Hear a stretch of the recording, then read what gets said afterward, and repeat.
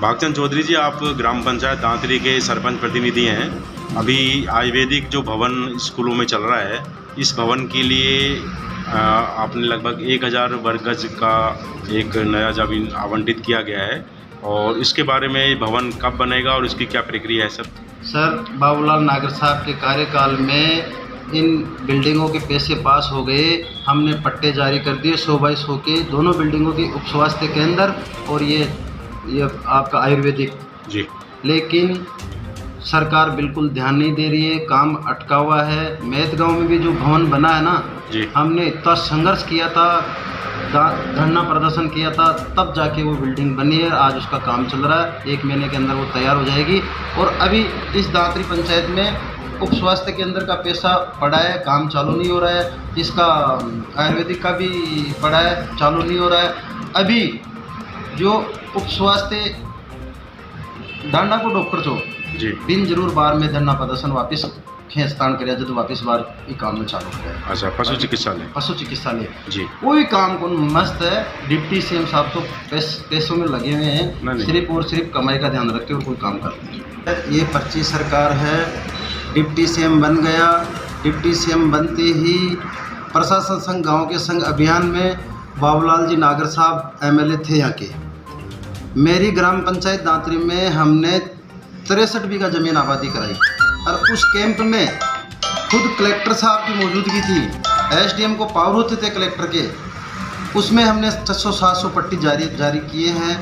ये प्रेमचंद बैरवा बनते ही इसने 15 सरपंचों की जांच करवाई है, जो कांग्रेस विचारधारा के सरपंच है। आपको पता है, जो सरपंच डर के मारे उसके पैर पकड़ लिए या किसी को बीजेपी ज्वाइन करवा दी, या उसके जो गिरोह के लपके उनको साथ लेकर काम करते हैं, उनको तो बगस दिया। लेकिन हम 3-4 सरपंच थे, गाडोता सरपंच, कुडियाला सरपंच, मेरी माताजी दांतरी सरपंच, इनकी 6 बार जांच करवाई। मेरी ग्राम पंचायत की 6 बार जांच करवाई। और जो हमने गरीब लोगों को पट्टे दिए थे, प्रशासन गाँव के संग अभियान में फ्री पट्टे देने के नेम थे, उसके बावजूद ये प्रेमचंद बैरवा डिप्टी सीएम बनते ही मेरी माताजी को सस्पेंड करवा दिया। बोलता है कि आप लोगों ने इस गरीब जनता से पट्टों के बाजार दर रेट से पैसे नहीं लिए, DLC रेट के पैसे नहीं लिए। इस कथन को कहते हुए मेरी माताजी को प्रशासक काल से सस्पेंड कर दिया। फिर हमने कोर्ट से स्टे लिया। स्टे लेने के बाद भी आज स्टे मिले हुए करीबन 2-3 महीने हो गए, लेकिन जो ID चलती है सरपंच की खाते में, उस ID को बंद कर रखा है। अधिकारियों को कह रखा है भाई ये कांग्रेस का सरपंच है, इस पे ध्यान मत दो। और एक भी काम नहीं हुआ। ये जब डिप्टी सीएम MLA बना है 2-2.5 साल हो गई, एक पैसा नहीं दिया इसने, एक पैसा MLA कोटे से। दांतरी सरपंचों को बहुत दबाया जाता है।